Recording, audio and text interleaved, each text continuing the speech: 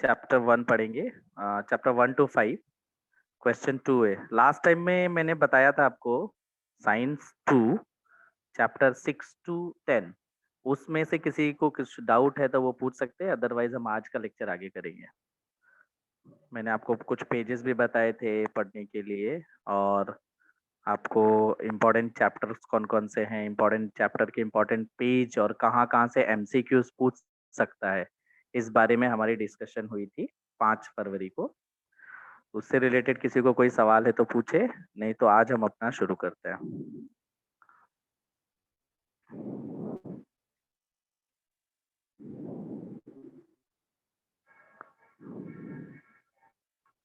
Okay, तो आज का हम अपना सेशन शुरू करते हैं।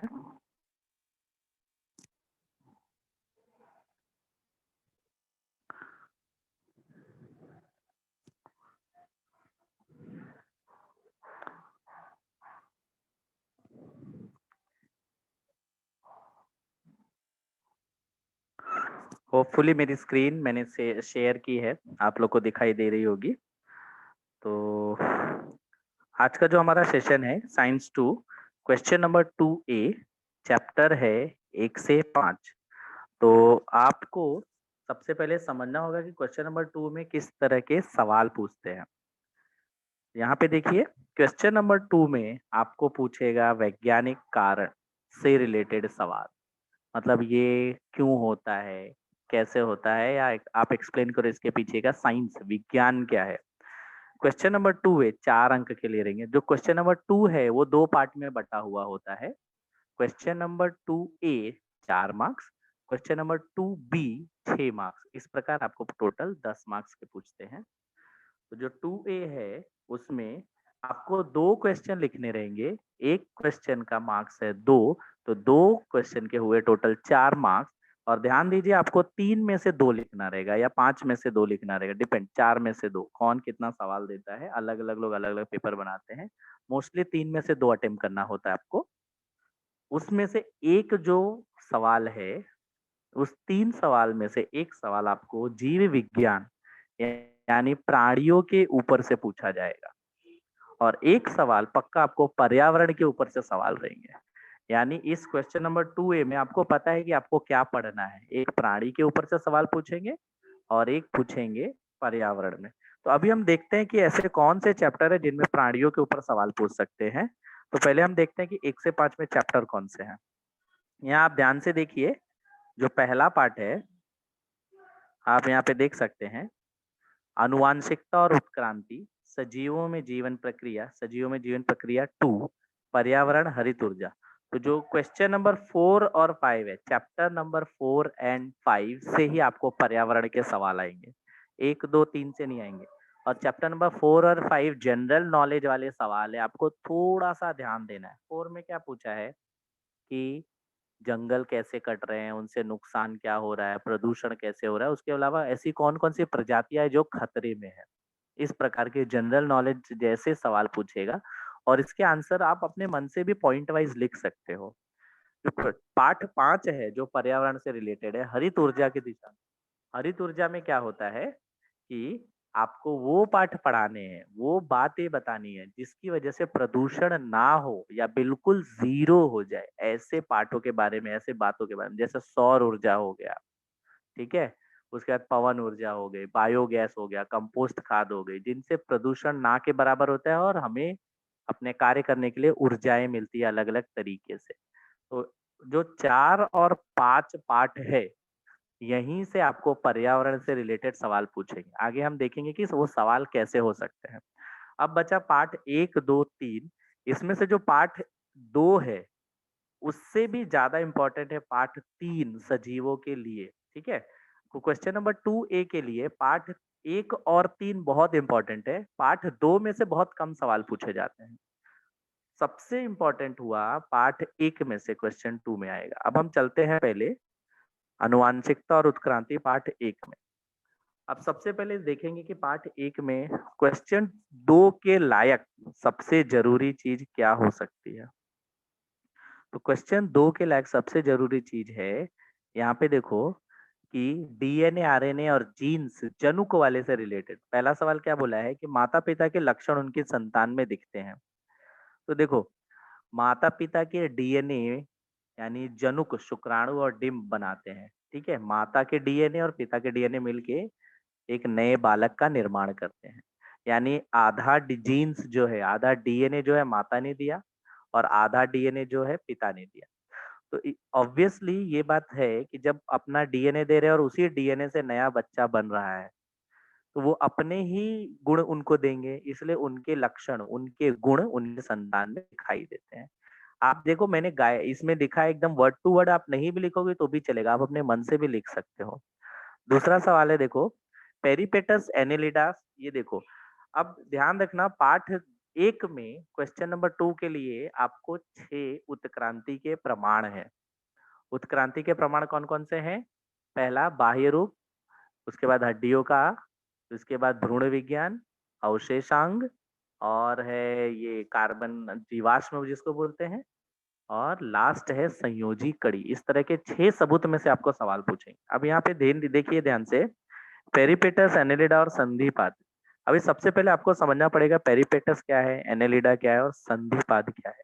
तो ये सवाल हम पढ़ने के पहले आपको एक फोटो दिखाता हूँ। ये है पेरिपेटस। आपने बरसात के दिनों में सब्जियों पे या फूलों के पत्तियों के ऊपर इनको रेंगते हुए देखा होगा, इसको बोलते हैं पेरिपेटस। ठीक है, अभी सवाल देखो क्या पूछा है, पेरिपेटस, एनेलिडा और संधिपाद। तो सबसे पहले हम पेरिपेटस के बारे में जानेंगे। पेरिपेटस होता क्या है? अब ध्यान दो, पेरिपेटस क्या है। पेरिपेटस में आपको क्या करना है कि समझना है पेरिपेटस चलता कैसे है। उसके लिए आपको फोटो देखना पड़ेगा। ये जो पेरिपेटस है, ठीक है, इसका पैर नहीं है, लेकिन आप ध्यान से अगर देखो, यहाँ पे पैर जैसे कुछ अंग है। इनका शरीर बहुत ही लचीला है, ये चाहे तो अपने आप को खींच सकते हैं। और सबसे बड़ी बात है, इनके शरीर में हड्डियां नहीं होती हैं। अब हम आगे चलते हैं। देखो, एनेलिडा और संधिपाद बोला है, तो आप लोग ने अगर पार्ट 6 पढ़ा होगा, थोड़ा ध्यान दिया होगा, उसमें एनेलिडा और संधिपाद के बारे में बताया है। तो सबसे पहले मैं बताता हूँ एनेलिडा क्या होता है। पेरिपेटस आज के जमाने में मिलता है, एनेलिडा भी मिलता है और संधिपाद, ये तीनों वर्ग हैं, मिलते हैं। तो क्या बोला है, पेरिपेटस एनेलिडा और संधिपाद के बीच है, दोनों को जोड़ के रखा है। ये सवाल पूछा है, कैसे? देखो, ये है पेरिपेटस। अब हम देखेंगे एनेलिडा, जिसको आप लोग बोलते हैं ना, ये कान खजुरा या ऐसा झिंगुर, इस तरह का शब्द इस्तेमाल करते हो। ये कुछ ऐसा दिखता है। कई कई भाषा में इसको गोजर भी बोलते हैं। तो ये कुछ ऐसा दिखता है। इसके भी देखो छोटे छोटे पैर है कि नहीं, और ये भी अपने शरीर को खींच सकता है। और लास्ट है संधिपाद। संधिपाद मतलब आपने देखा होगा, मकड़ी, मच्छर, केकड़ा, बिच्छू, तितली, ये सब संधिपाद में आते हैं। तो अभी देखो ध्यान से, क्या बोला है, ये संधिपाद का मैंने उदाहरण दिया मकड़ी, एनेलिडा का उदाहरण दिया गोजर, और पेरिपेटस आपको मैंने फोटो दिखाया। अब देखो सवाल क्या पूछा है, बोला है पेरिपेटस एनिलिडा और संधिपाद के बीच में है। तो पेरिपेटस में देखो, खंड युक्त पतले उपचम और पार्श्व पाद, यानी उनके शरीर के पीछे पैर होंगे, और उनकी तो त्वचा है बहुत ही पतली होगी। और एनेलिडा का बॉडी भी ऐसा ही होता है, यानी उनकी भी पतली त्वचा है, उनके पैर एकदम नीचे होते हैं, बॉडी के नीचे साइड, और एक पैर नहीं होंगे, 100, 200, 500 ऐसे पैर होते हैं उनको। अब देखते हैं, पेरिपेटस में जो सांस लेता है, उसमें श्वसन संस्थान मुक्त है और रक्त परिसंचरण, यानी उनके बॉडी में खून भी मिलता है। और संधिपाद के बॉडी में भी खून मिलता है और उनमें भी श्वसन संस्थान होता है। क्योंकि पेरिपेटस दोनों के लक्षण दिखा रहा है, इसीलिए दोनों के मध्य की कड़ी है। इसके बाद पहले पार्ट में और भी पूछ सकते हैं सवाल आपको कि अवशेषांग किसे कहते हैं। ये इस पाठ का बहुत ज्यादा पूछा जाने वाला सवाल है। आप हमेशा ध्यान रखना, आपको रिक्त स्थान में मिल सकता है, संगत असंगत में मिल सकता है, प्रश्नों के उत्तर दो उसमें मिल सकता है। हर जगह इस अवशेषांक के सवाल आपको हर साल हर बार पेपर में, चाहे वो मार्च का पेपर हो चाहे जुलाई का पेपर हो, पूछता ही पूछता है। तो अवशेषांक बहुत जरूरी। सबसे पहले आप समझो कि अवशेषांक होता क्या है। अवशेषांक क्या होता है, ये समझने के लिए आपको जानना पड़ेगा कि ये अंग हमारे शरीर में सालों साल थे, लाखों साल पहले, हजारों साल पहले थे। धीरे धीरे धीरे हमारे रहने के तरीके में बदलाव आया, जिसकी वजह से इन अंगों का उपयोग कम कम कम और धीरे धीरे बंद हो गया। और अंत में ये अंग धीरे धीरे हमारे शरीर से लुप्त हो गए, लेकिन उनके अवशेष बचे हुए हैं। कई लोग आंसर क्या लिखते हैं कि हमारे शरीर में ऐसे अंग जो किसी काम के नहीं है, ऐसे नहीं लिखना है। आपको आंसर लिखते समय क्या ध्यान देना है, ऐसे अंग जो पहले काम आते थे लेकिन अब उनका कोई काम नहीं रहा, लेकिन शरीर में उनके अवशेष बचे हुए हैं, ऐसे अंगों को ही अवशेषांग बोलेंगे। हमारे शरीर में 200 ऐसे अवशेषांग है, जिसमें से जो इम्पोर्टेंट अवशेषांग जो आप देख सकते हो या आपने सुना है अपनी कानों से, वो है अपेंडिक्स, जिसको हिंदी में बोलते हैं आंत्रपुच्छ। लास्ट हमारी रीढ़ की हड्डी, लास्ट वाली, ठीक है, रीढ़ की हड्डी है। इसके बाद आप देखो ध्यान से, कान के स्नायु, यहाँ पे देखो, कान के स्नायु यानी कान के अंदर की 2-3 छोटी छोटी मांसपेशियां, जिससे हम कान हिला सकते थे। आपने जानवरों को देखा होगा, कान हिलाते थे वो, तो ये कान के स्नायु। उसके बाद अक्कल दांत, जो पीछे के दांत होते हैं, आप अगर ध्यान से देखो तो अगर किसी को 32 दांत होंगे तो पीछे के जो एकदम पीछे वाले दो 4 दांत होते हैं, 2 ये साइड 2 वो साइड, ये 4 दांत चबाने में भी उपयोग में नहीं आते। पहले इनका काम होता था जब हम मांस खाते थे या कुछ कच्ची चीज खाते थे, तब ये चबाने में काम आते थे। अब हम कैसे पका हुआ खाना खाते हैं, अनाज खाते हैं, तो अब इनका कोई काम नहीं है। ये हमारे बॉडी में है, अगर ये निकाल भी दोगे आप बॉडी से तो भी आपको कुछ फर्क नहीं पड़ने वाला। तो इनको हम बोलते हैं अवशेष अंग। यहाँ पे परिभाषा भी मैं आपको दिखा देता हूँ। परिभाषा क्या लिखा है, देखो, सजीवों में नष्ट होने वाले अथवा अपूर्ण वृद्धि वाले, देखो ध्यान से, निरुपयोगी अंगों को अवशेषांग कहते हैं। मतलब ये धीरे धीरे नष्ट होंगे और हमारे कोई काम के नहीं है। निरुपयोगी मतलब हमारे कोई काम के नहीं है, ऐसे अंगों को क्या बोलेंगे, अवशेषांग। अवशेषांग में आप 4 नाम जरूर याद रखना, आंत्रपुच्छ, अक्कल दांत, कान के स्नायु और रीढ़ की हड्डियों की 4 कोशिकाएं। ये आप करोगे तो आपको जरूर इससे सहायता मिलेगी एग्जाम में। इसमें भी देखो, मैंने बोला था क्वेश्चन नंबर 2 में एक आपको सजीवों के ऊपर सवाल पूछेगा, तो जो सजीवों के ऊपर सवाल पूछेगा वो ये सजीव से रिलेटेड ही है, यानी अवशेषांक पे सवाल पूछ सकता है वो। आपको इसके लिए तैयार रहना है। नेक्स्ट हम चलते हैं पाठ 2 में। अब आपको समझना होगा कि पाठ 2 में जरूरी चीज क्या है। पाठ 2 में जो सबसे जरूरी चीज है वो आपको है कि हम जो खाना खाते हैं वो खाना आखिर में ऊर्जा बनता है तो कैसे, और वो पेट में पचता है, ये हमने पढ़ा है छोटी कक्षा में, क्लास 5वीं 6ठी 7वीं में हमने देखा भोजन का पाचन होता है। लेकिन पाचन होने के बाद क्या होता है, इस पाठ में हमने वो देखा है। उसके बाद है, तो सबसे पहले देखो जीवन प्रक्रिया वाले में इसमें 2 पार्ट है। तो जो दूसरा पार्ट है जीवन प्रक्रिया का, उसमें हमने ग्लाइकोलिसिस पढ़ा है। क्या पढ़ा है, ग्लाइकोलिसिस। ग्लाइकोलिसिस का मतलब होता है, इंग्लिश शब्द है, ग्लाइको मतलब ग्लूकोज और लिसिस मतलब टूटना, यानी ग्लूकोज का विघटन, ग्लूकोज को तोड़ना। अब ये तोड़ना मतलब हथौड़ी लेके नहीं तोड़ेंगे, ये हमारे शरीर के कोशिका के अंदर तंतुकड़िका होती है, वहां पे ये कार्य होता है, ग्लूकोज का विघटन, जिसको बोलते हैं ग्लाइकोलिसिस। तो अब सबसे पहले ध्यान दो, हम जो खाना खाते हैं उसमें होता है कार्बोज, वसा, प्रथिन। तो कार्बोज यानी कार्बोहाइड्रेट, कार्बोहाइड्रेट को जब हम तोड़ेंगे हमारा शरीर उसको ऊर्जा बनाएगा तो बनाता है ग्लूकोज। तो अब इसके लिए, ये ग्लूकोज को तोड़ने के लिए सबसे जरूरी चीज है ऑक्सीजन चाहिए।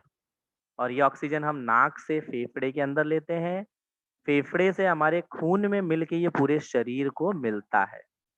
यानी ऑक्सीजन नहीं रहा तो आपका भोजन का पाचन नहीं होगा, और हुआ भी तो वो आपके शरीर के कोई काम का नहीं रहेगा।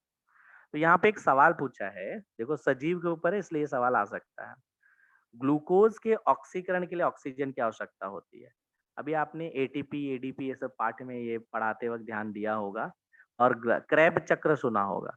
तो जब ग्लूकोज रहता है, ठीक है, ग्लूकोज को जब तोड़ते हैं तो एटीपी बनता है। एटीपी में क्या होता है, ऑक्सीजन के अणु उपयोग में लाए जाते हैं, इसीलिए क्या होता है, ऑक्सीजन की आवश्यकता होती है। यानी ऑक्सीजन क्रैब चक्र के अंदर एटीपी यानी ऊर्जा बनाता है। अगर ऑक्सीजन नहीं रहेगा तो आप जो खाना खाओगे ना उससे अल्कोहल बन जाएगा। अल्कोहल यानी शराब होता है, वो बन जाएगा।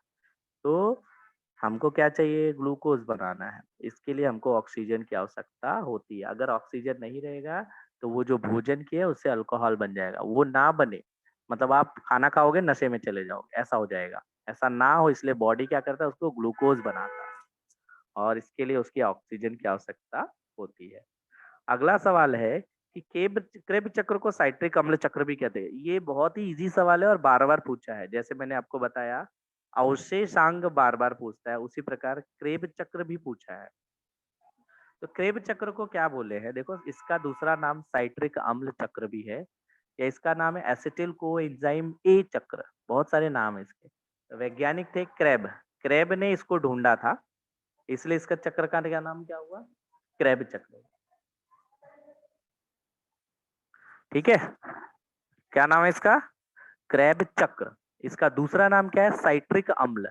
अब देखो, क्रेब चक्र अर्थात दूसरा और एक नाम है ट्राई कार्बोक्सिलिक अम्ल चक्र की खोज सर हेंस क्रेब ने की थी, और इसमें एसिटिल कोएंजाइम के कारण ही ये क्रेब चक्र चलता है। तो देखो, एक्सिलो एसिटिक अम्ल के अणु से इस चक्र का पहला अणु साइट्रिक अम्ल बनता है। यही मेन आंसर है इसका। ऑक्जेलो क्रेब चक्र में ऑक्जेलो एसिटिक अम्ल के कारण पहला अणु बनता है, इसीलिए क्रेब चक्र को क्या कहते हैं? साइट्रिक अम्ल चक्र कहते हैं। इतना भी लिखोगे तो भी आपको मार्क्स मिलेंगे। मैंने क्या बोला, फिर से बताता हूँ। क्वेश्चन था कि क्रेब चक्र को साइट्रिक अम्ल चक्र क्यों कहते हैं। यहाँ पे देखो, वैज्ञानिक कारण है तो क्यों पूछ सकता है। बोला है ऑक्जेलो एसिटिक अम्ल के कारण जो पहला अणु बनता है वो साइट्रिक अम्ल का अणु बनता है, इसलिए क्रेब चक्र को क्या बोलते हैं? साइट्रिक अम्ल चक्र कहते हैं। ऐसा ये सवाल आपको पूछेगा। अगर आपको लिखना है तो मैं 10-20 सेकंड के लिए स्क्रीन पे रखा हूँ, आप लिख सकते हैं। सवाल क्या था? क्रेब चक्र को साइट्रिक अम्ल चक्र क्यों कहते हैं? तो सब आप क्या लिखोगे आंसर? कि जब क्रेब चक्र शुरू होता है तब ऑक्जेलो एसिटिक अम्ल के अणु के पहला अणु बनता है कौन? साइट्रिक अम्ल बनता है। इस कारण से क्रेब चक्र को साइट्रिक अम्ल चक्र कहते हैं। ऐसा आप लिखोगे।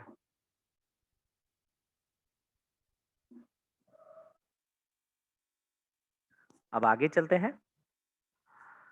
देखो, आपने देखा होगा, आप टीवी में, फुटबॉल में, आप खुद जब खेलते हो बीच बीच में आपको प्यास लगती है या कुछ भूख लगती है। अब देखो, खिलाड़ी जब आप कुछ भी काम करो, खिलाड़ी नहीं, कोई भी इंसान जब कुछ काम करता है ना, उसको ऊर्जा की आवश्यकता होती है।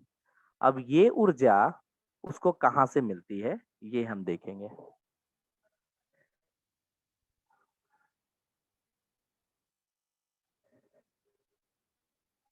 कोई बताएगा ये ऊर्जा कहाँ से मिलती है? तो ये ऊर्जा उसको भोजन से मिलती है। मेरा स्क्रीन आप लोग को शेयर है ना? हाँ, मैं कंफर्म कर रहा था।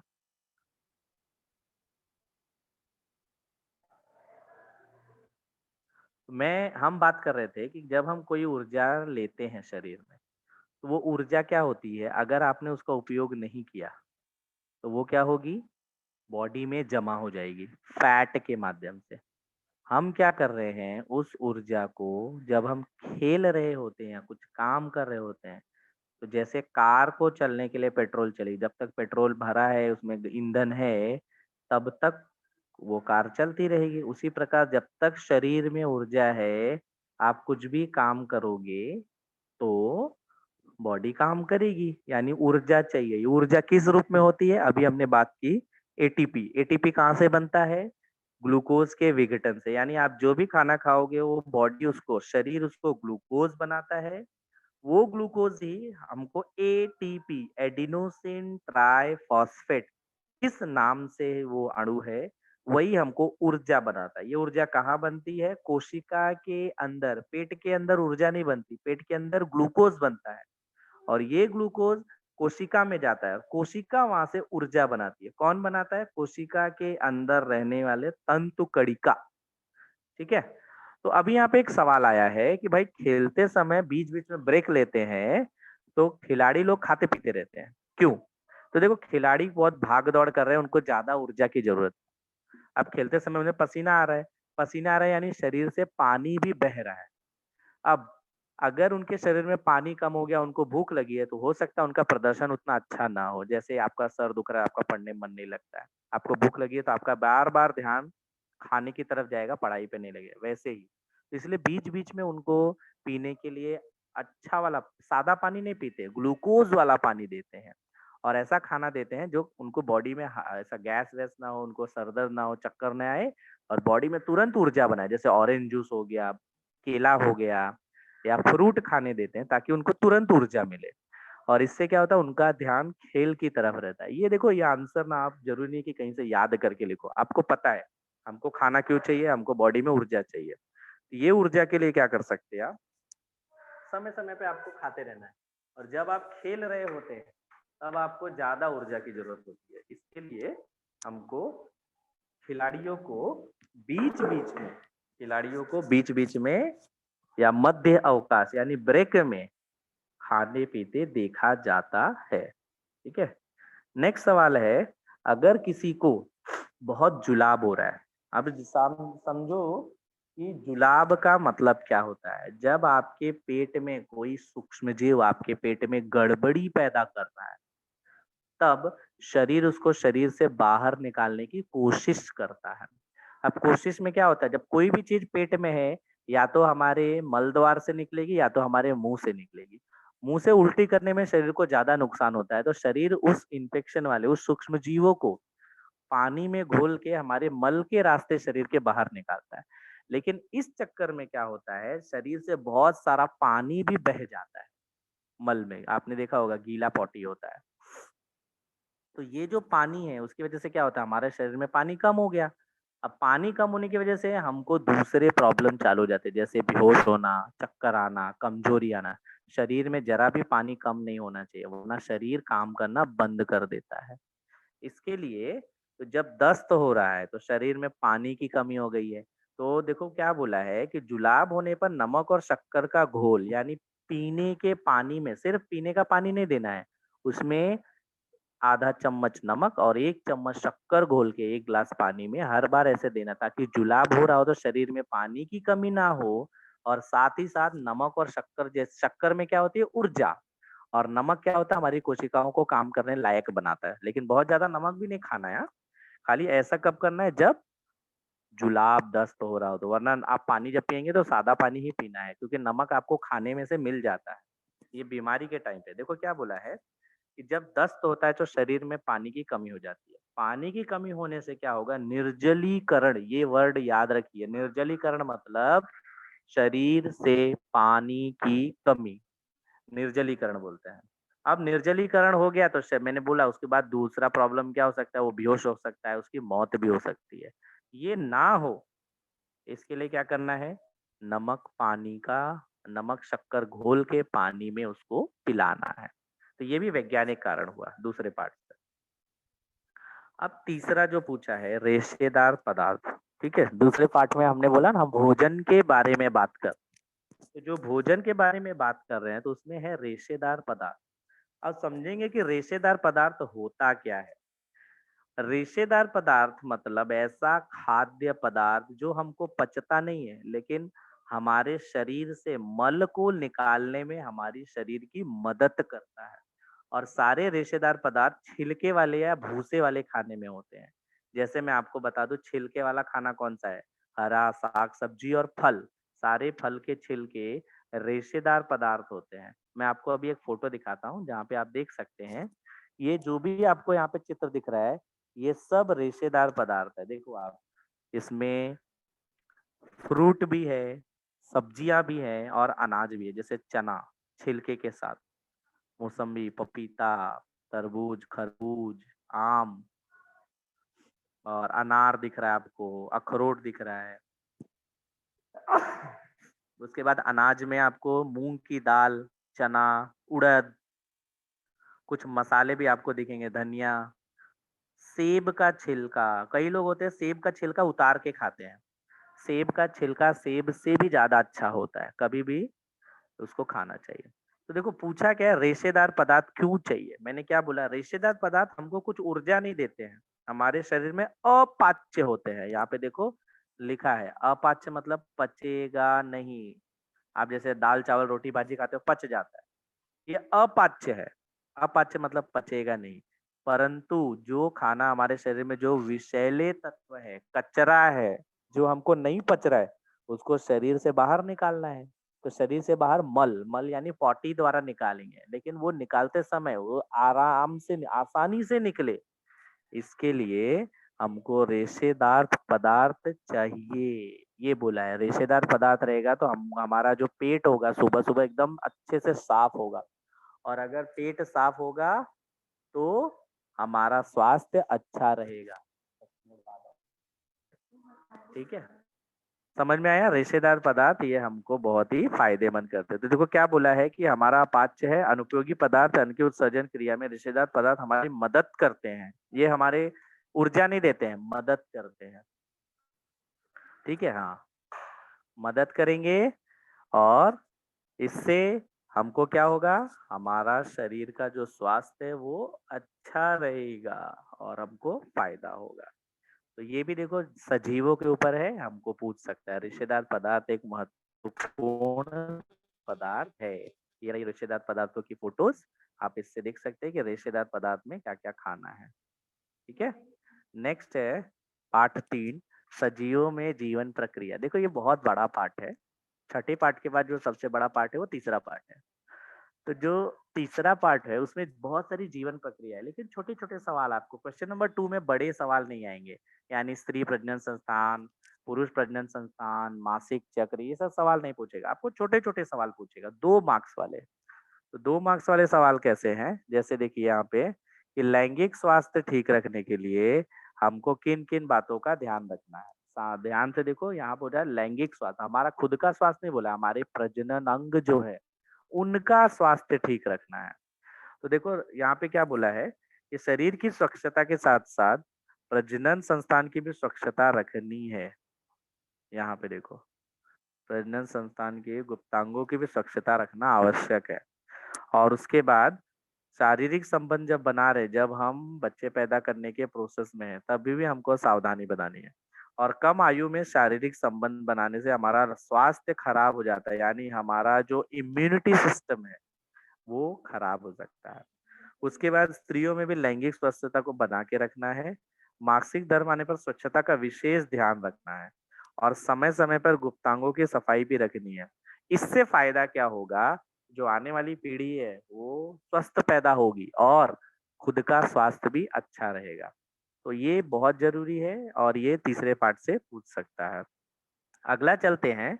बोला है कि ऐसी स्त्रियां जिनकी अधिक आयु है, अधिक आयु मतलब बहुत ज्यादा उम्र है, बहुत ज्यादा मतलब कितना, 35 से लेके 45। ठीक है, ऐसी स्त्रियां अगर बच्चे पैदा करने की कोशिश करती हैं तो जो बच्चे होते हैं वो दोषपूर्ण पैदा होते हैं। ठीक है, दोषपूर्ण मतलब क्या होता है, दोषपूर्ण मतलब क्या कि उन बच्चों में खराबी हो सकती है उनकी, या तो वो मंद बुद्धि पैदा हो सकते हैं। तो देखो यहाँ पे सवाल क्या लिखा है कि 40-50 वर्ष में जो स्त्रियां माँ बनती हैं, ठीक है, वो रजो निवृत्ति के नजदीक होती है। अब ध्यान से देखो रजो निवृत्ति क्या होती है। रजो निवृत्ति का अर्थ होता है ऐसी स्त्री जिनका मासिक धर्म खत्म हो चुका है, अब उनको मासिक धर्म नहीं होगा। तो इस समय जो डिंब बाहर आते हैं, मादा अणु, मादा कोशिका जो बाहर आती है, गर्भाशय में आती है, वो बहुत ही पुराने और कमजोर होते हैं। अब देखो, जब पुराने डिंब ही कमजोर हैं तो उनसे होने वाले बच्चे भी क्या होंगे, कमजोर बनेंगे। समझ में आया?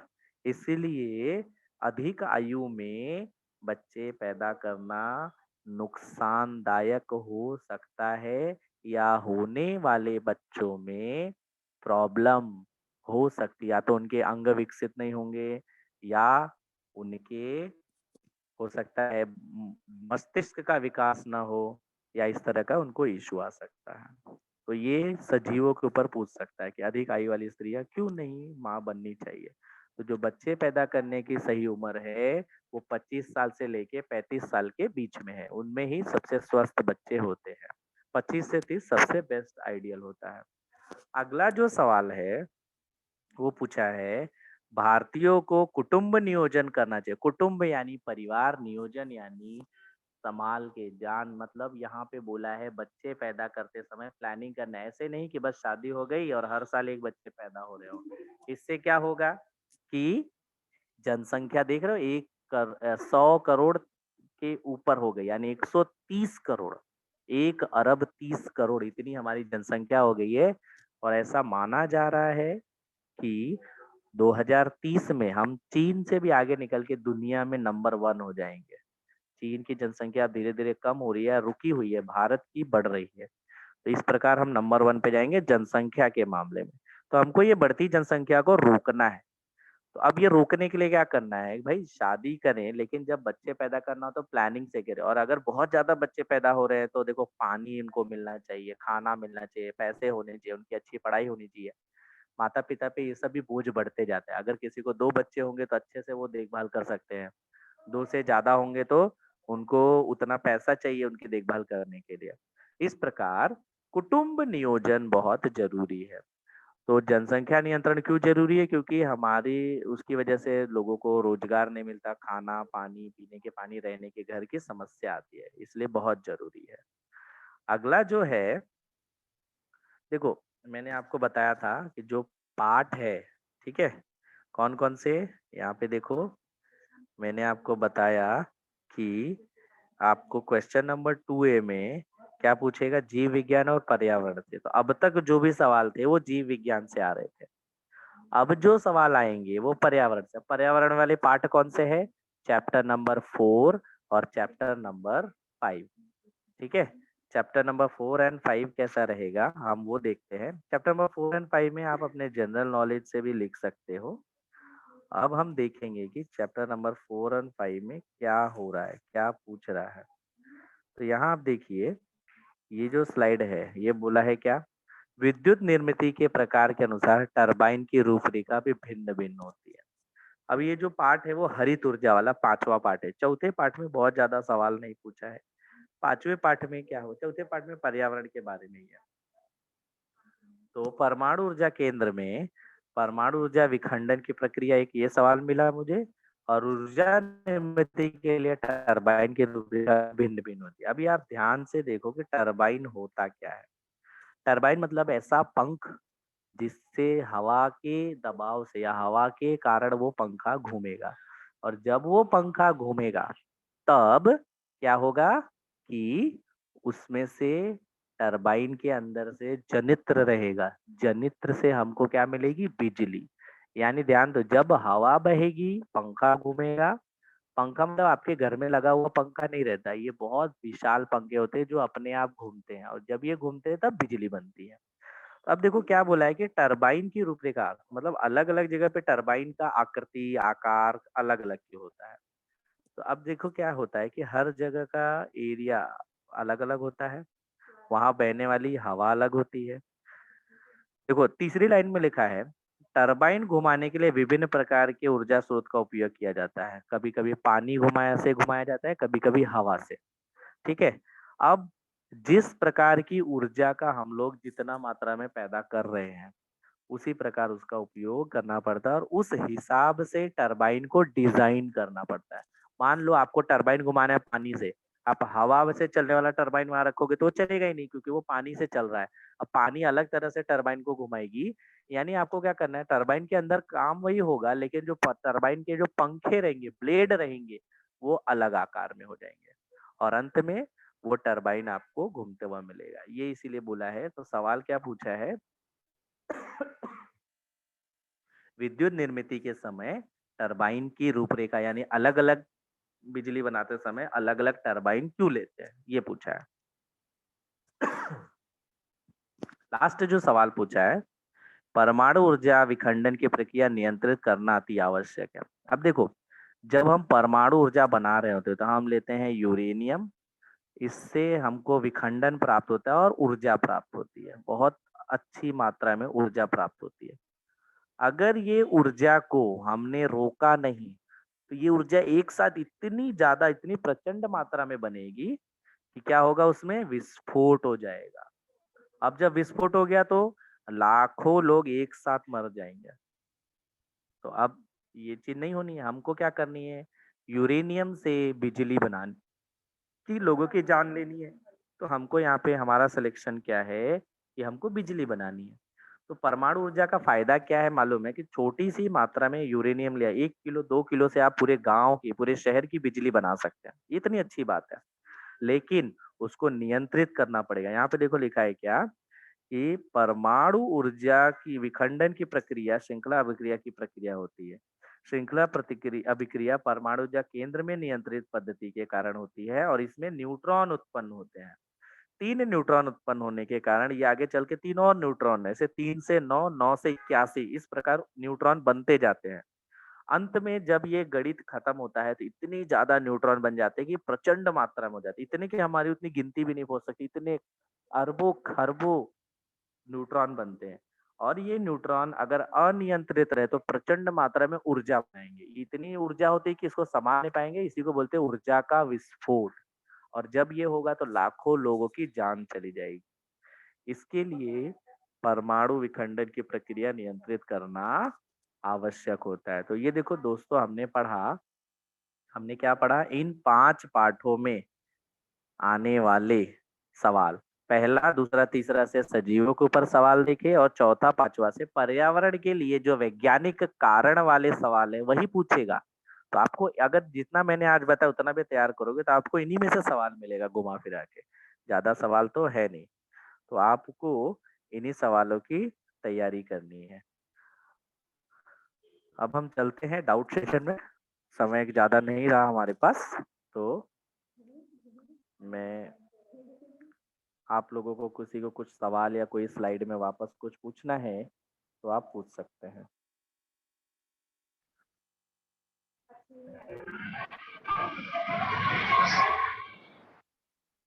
कोई प्रश्न पूछना चाहता है तो बच्चों पूछ सकता है। किसी को कोई प्रश्न पूछना है तो आप पूछ सकते हो। कोमल गुप्ता, बोलिए कोमल क्या सवाल गुप्ता, है माइक आपका। ऑन कीजिए।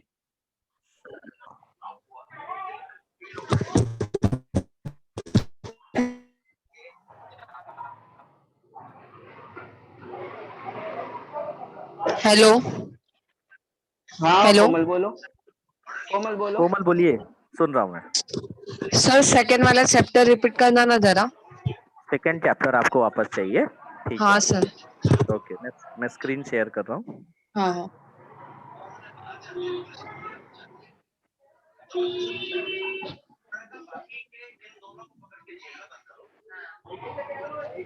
आप अपना माइक म्यूट कर दीजिए अभी, मैं हाँ सेकंड चैप्टर रिपीट कर रहा हूँ।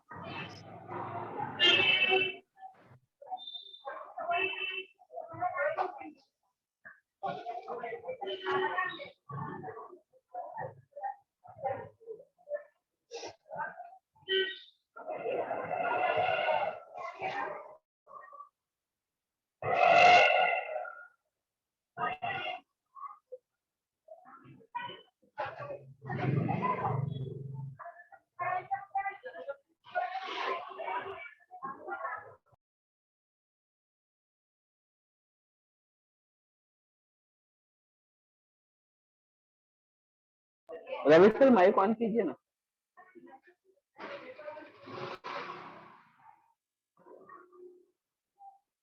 रवि सर आप माइक ऑन कीजिए, आपका ही माइक बंद है।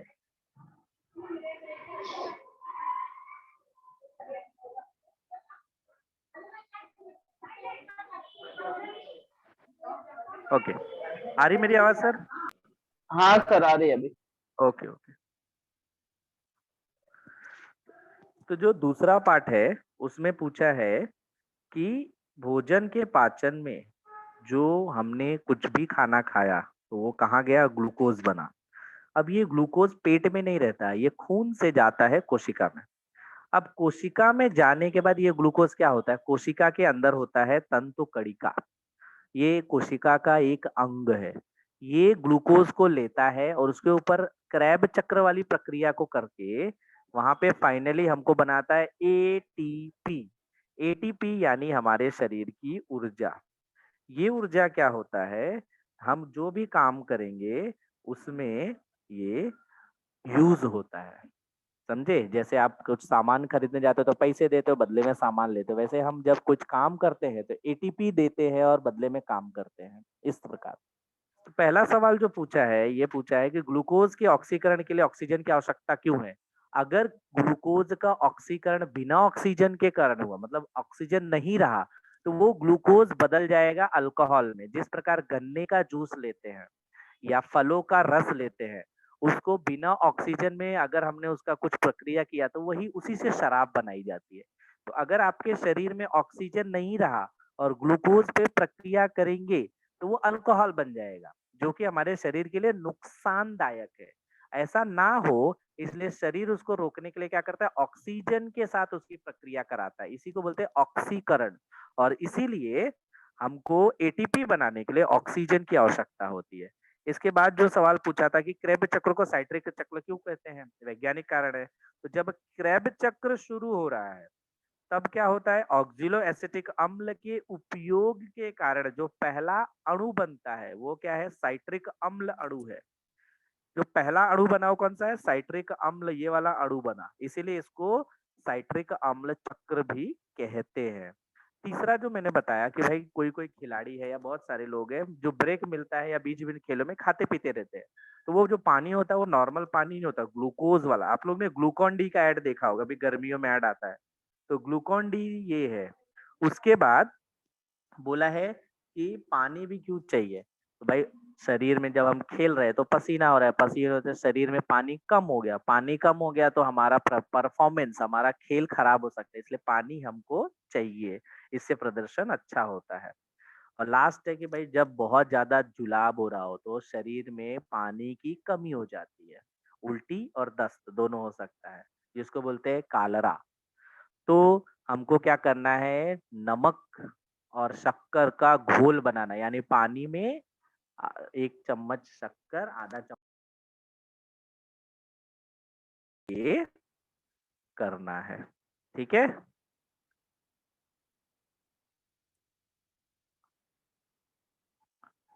तो ये था दूसरा पार्ट। और किसी को कोई सवाल है?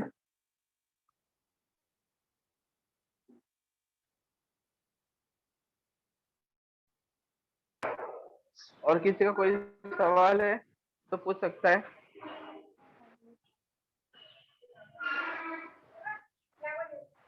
और किसी को पूछना है बच्चों तो आप आपके क्वेश्चन पूछ सकते हो।